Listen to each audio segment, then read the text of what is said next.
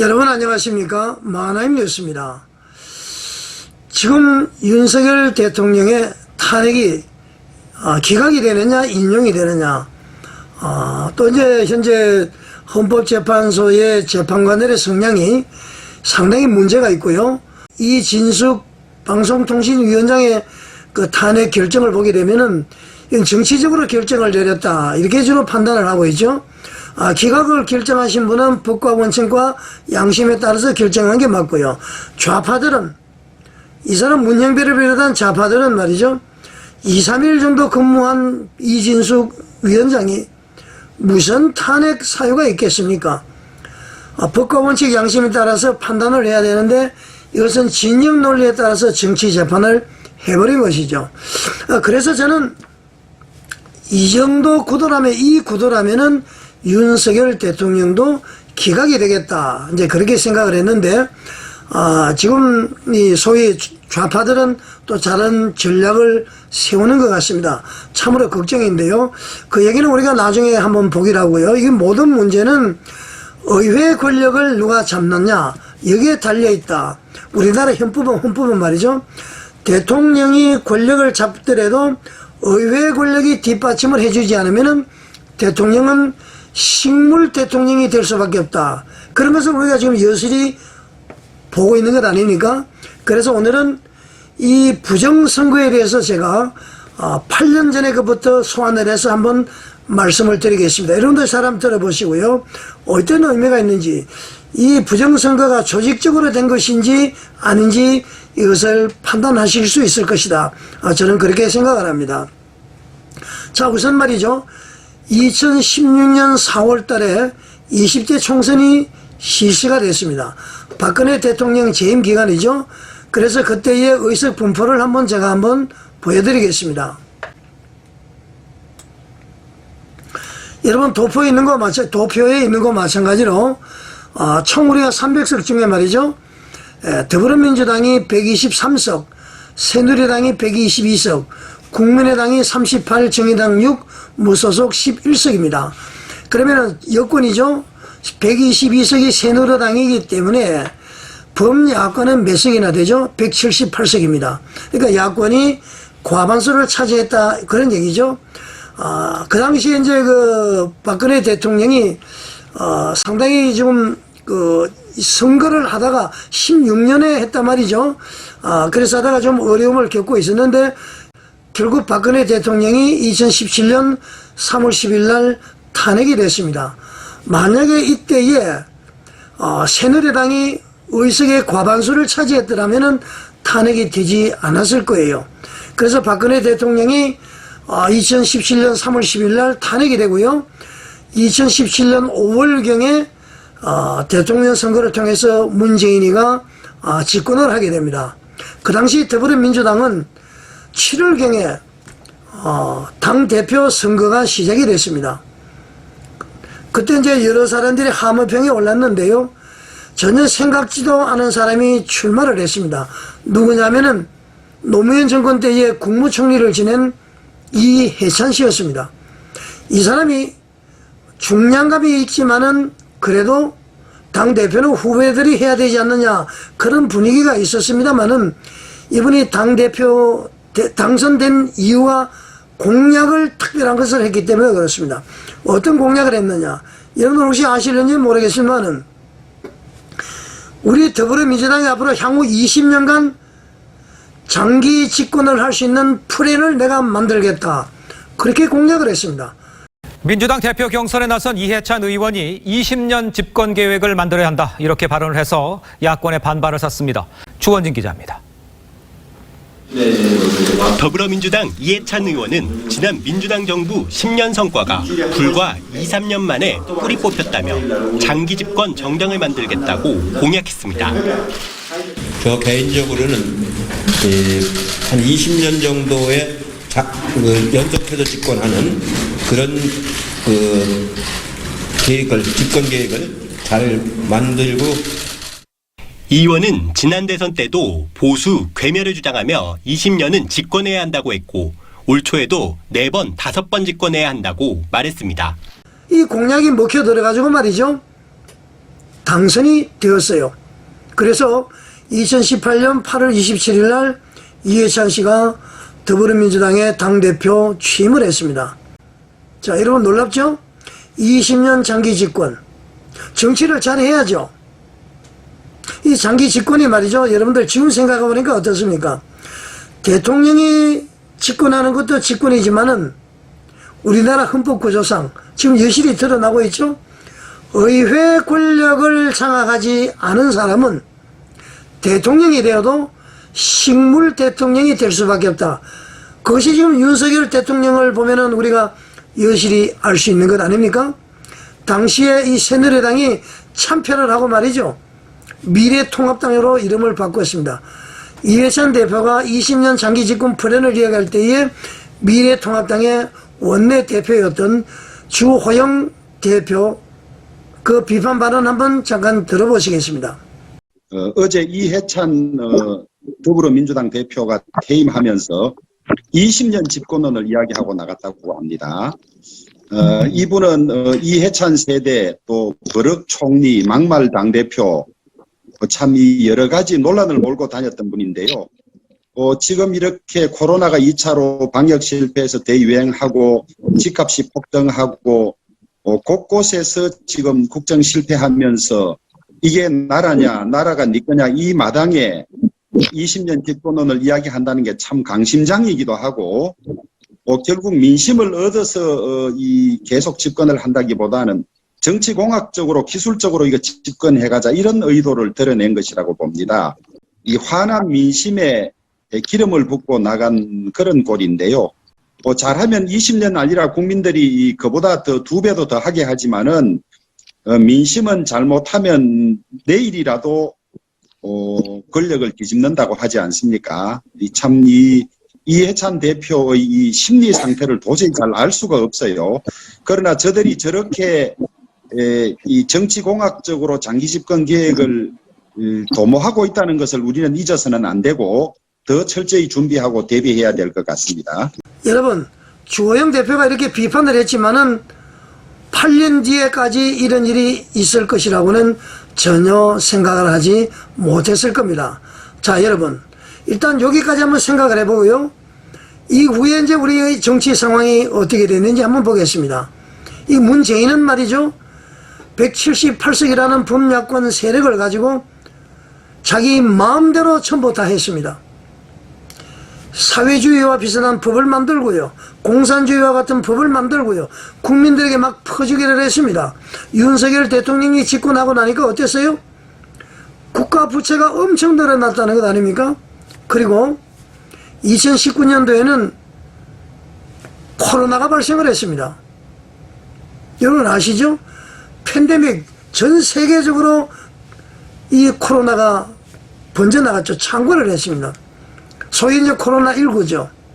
그때 교회 폐쇄도 하고 말이죠. 광화문 집회도 제어를 하고 막 그랬죠.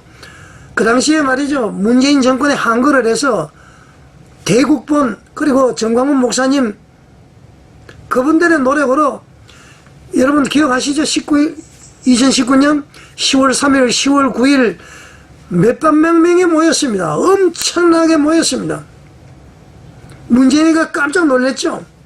그리고 청와대 앞에 말이죠. 효자동 그쪽에서 비닐을 뒤집어 쓰고 노숙처럼 하면서 거기서도 끊임없이 예배를 드렸습니다. 그 투쟁의 결과 문재인의 우리나라 고려 연방제로 가는 것, 공산화되는 걸 막았죠. 그 결과 이재명이가 낙선이 되고 윤석열 대통령이 당선이 되었습니다. 자, 일단 그것도 고려까지 한번 보고요. 자, 여러분, 그 당시에 이 코로나19가 창궐할 때 말이죠. 중국 사람들 해외 전부 여행 규제가 다 됐습니다. 다른 나라에는 전부 중국인들의 입국을 다 막았죠. 다른 나라도 다 막는데 우리나라만큼은 말이죠. 결정을 안 했습니다. 다른 나라는 전부 입국을 불허했는데 우리나라는 망설이다가 중국인의 입국을 막지 않고 허락을 했습니다. 그때 중국인들이 우리나라에 많이 들어왔죠. 마스크를 끼고.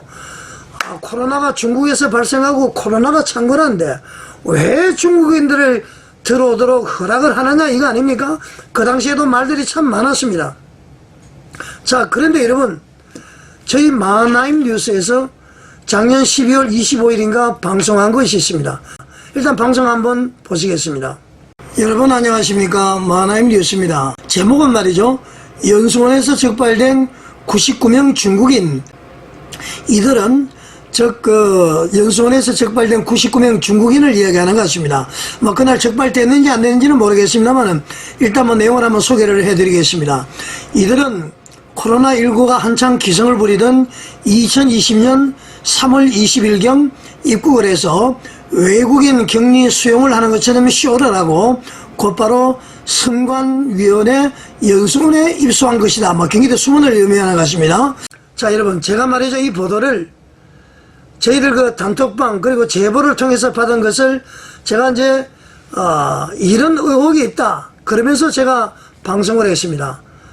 중앙선거관리위원회 연수원에서 중국인 99명이 체포되었다는 그런 루머가 있다. 체포됐는지 안 됐는지는 모르겠지만 그런 루머가 있는데 이 사람들이 2020년 3월 20일 날 입국을 했다.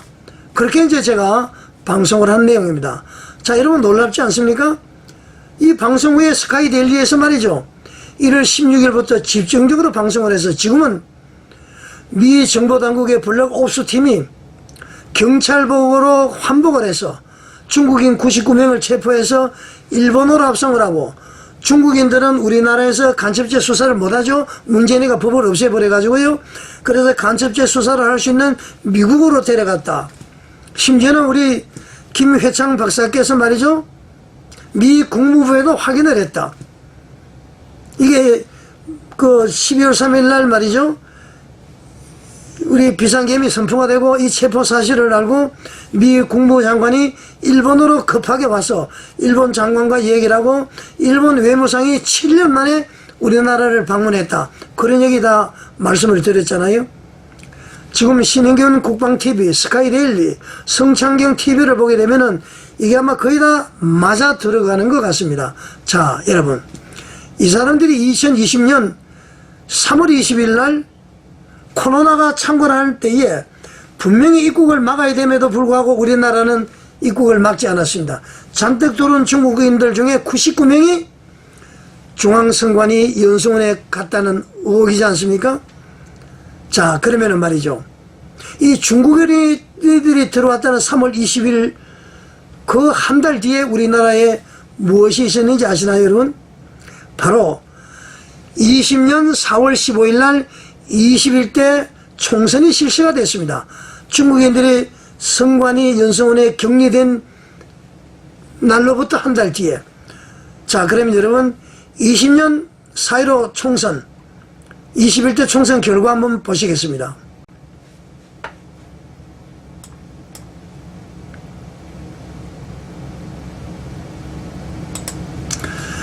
여러분, 도표와 마찬가지로 지금 전체 300명인데요. 더불어민주당 163, 미래통합당 84, 미래한국당 19, 이 미래통합당의 이제 비례대표 정당이죠. 더불어시민당 17, 이것도 이제 더불어민주당 비례대표당이죠. 정의당 6, 국민의당 3, 열린민주당 3, 무소속 5 이렇게 되어 있습니다. 전체 300석 중에 말이죠, 미래통합당이 몇 석이냐? 바로 103석입니다. 103석. 그러면은 범여권, 그 당시 문재인 정권이니까 말이죠,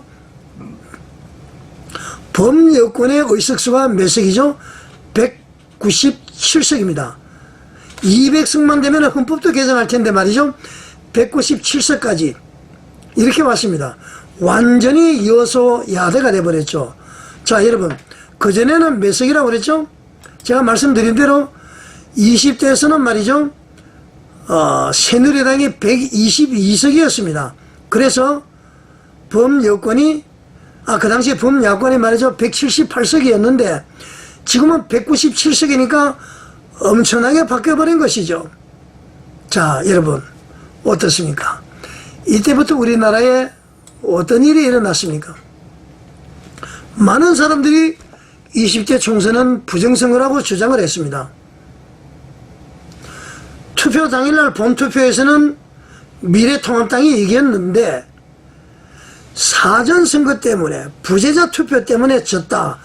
그리고 일률적으로 이 비율이 전국적으로 통일하다. 뭐 30몇 %인가 그렇게 나와서 많은 사람들이 의심을 많이 했었죠. 부정선거다 그렇게 얘기했고요. 부정선거라고 주장한 민경욱 의원을 비롯해서 황교안 전 총리, 공병호 TV, 이봉규 TV 이런 분들이 말이죠. 전부 주장을 했습니다. 정광훈 목사님과도 주장을 했죠. 그럼에도 불구하고 미래통합당 이 사람들은요. 부정선거에서 입을 다물었습니다. 자당의 민경욱 의원이 문제를 제기함에도 불구하고 그랬단 말이죠. 그래서 이제 민경욱 의원이 부정선거 이제 선거무효 소송까지 했었죠. 그런데 대법원에서 말이죠. 다 근거가 없다 해서 말이죠. 부정선거 없는 것으로 결론을 내렸습니다. 그런데 여러분 지금 어떻습니까? 대통령 탄핵 심판을 하고 있는 헌법재판소에서 대통령의 변호인들이 비상계엄은 부정선거 때문에 했다. 뭐 여러 요인이 있습니다만은 이 부정선거도 하나의 원인이 돼서 비상계엄을 선포했다.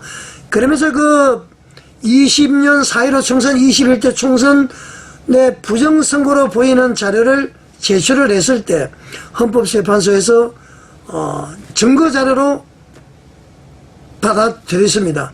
그 내용을 한번 보겠습니다, 여러분. 을 제1호증의 1은 2024년 10월 국정원이 발표한 선관위 투개표 시스템 보안점검 결과에 관한 것입니다. 2023년입니다. 죄송합니다. 보안점검 결과 해킹을 통해 유권자 등록과 투표 여부를 관리하는 통합 선거인 명부 시스템의 내용을 변경할 수 있었고 투표관리관 도장의 이미지를 절취하여 실제 사전투표 용지와 동일한 투표지를 얼마든지 만들어낼 수 있었습니다. 을 제4호증은 법원이 연수을 선거무효소송 변호사들에게 준 통합선거인 명부 사본입니다.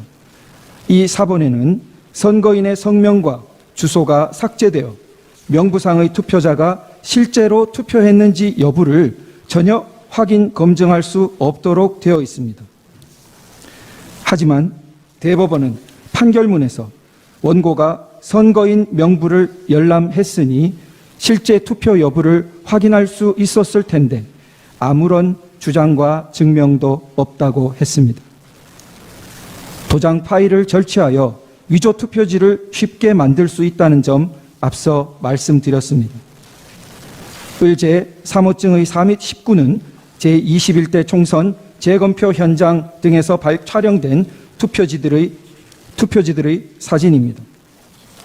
총 6곳에서 실시된 재검표 현장 등에서 신권다발처럼 빳빳한 투표지 묶음들이 수없이 나타났습니다. 정상적으로 기표한 후 접어서 투표함에 넣어 뒤섞인 투표지들이라고 전혀 볼 수 없이 인쇄소에서 재단되어 바로 옮겨진 것 같은 모양이었습니다. 을제 3호증의 4는 선관위가 홈페이지에 게시했던 영상물을 캡처한 사진입니다.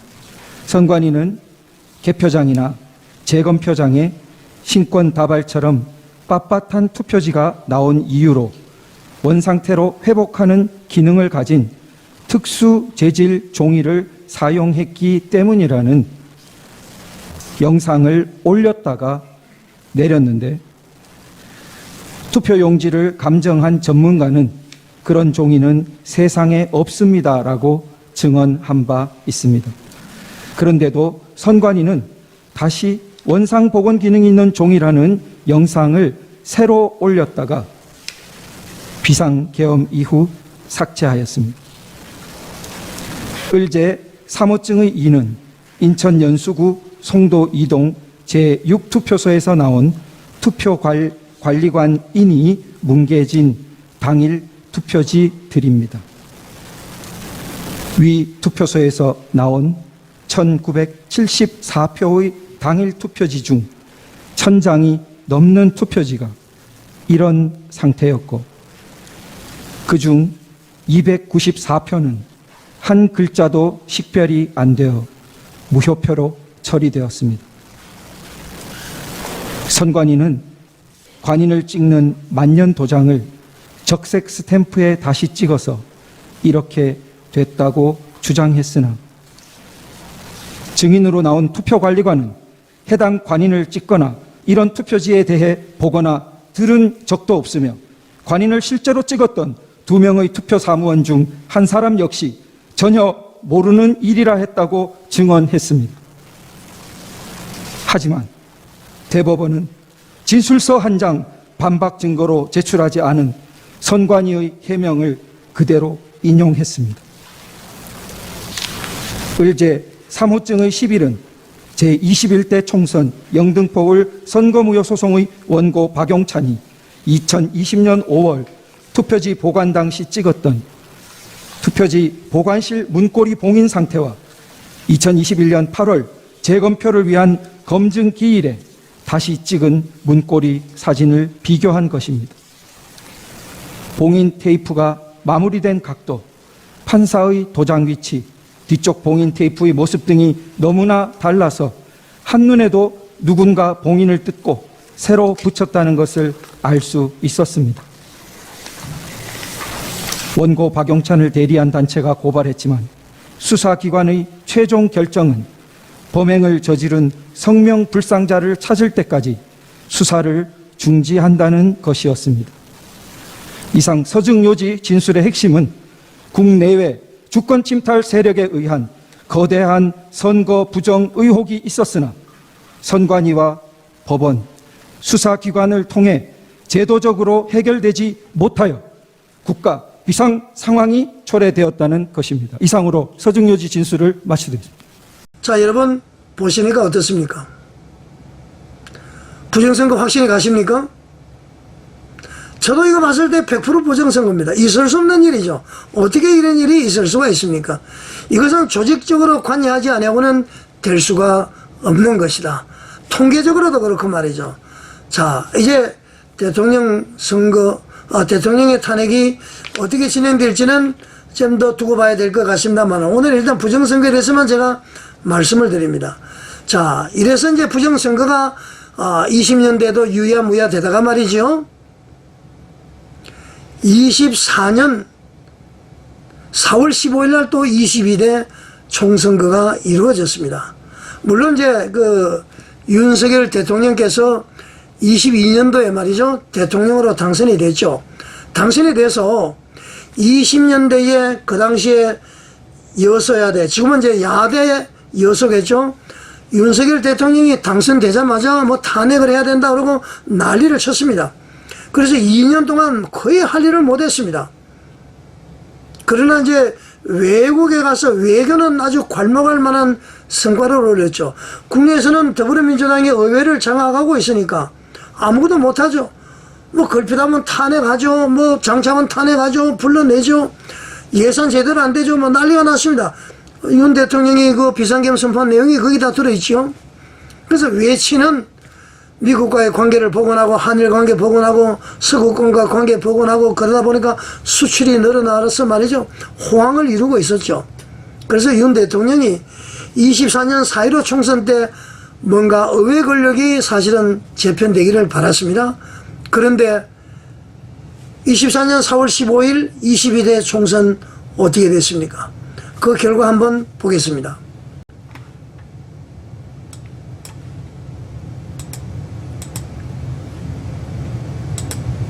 자, 여러분 여기 보시는 바와 같이 국회 300석 중에 더불어민주당 161석, 국민의힘 90석, 국민의 미래 18석. 그래서 국민의힘이 108석밖에 되지 않습니다.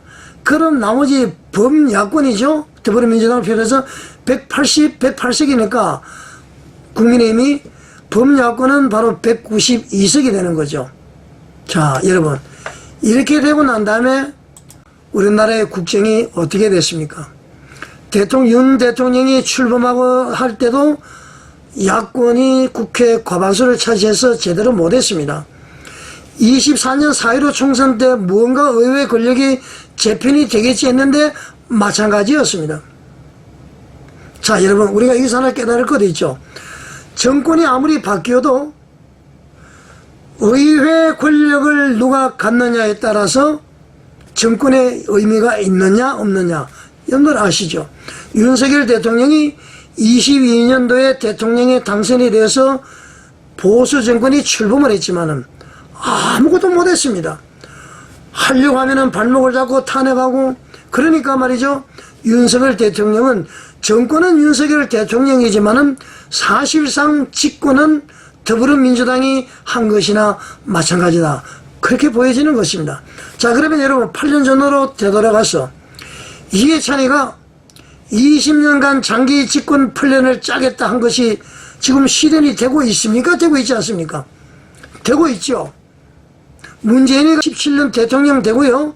지금 25년 8년 동안 사실상 대한민국의 권력은 더불어민주당이 잡고 있는 것이죠.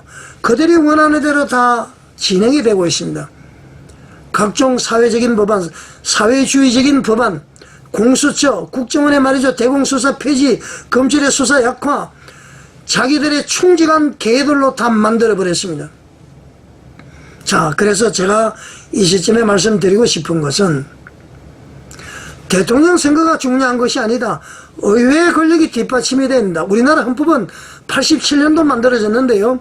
당시 워낙 대통령이 무소불위의 권리를 행사하다 보니까 대통령의 권한을 줄이기 위해서 탄핵이 되면은 즉시 업무 중지. 그리고 대통령 할 수 있는 것은 업무 중지하면 국회 해산권도 줘야 되는데 그런 게 없지 않아요? 단지 할 수 있는 법률 거부권밖에 없습니다. 그 윤석열 대통령이 말이죠. 더불어민주당에서 희한한 법령이 올라올 때 전부 헌법에 위배되니까 거부를 했습니다. 국민들은 어떻습니까? 좌파 언론들이 떨어내고 말이죠. 막 프레임으로 몰고 가니까 윤 대통령은 고집불통. 그리고 법안만 거부하는 사람, 제대로 못하는 사람, 그렇게 각인이 되어버린 것입니다.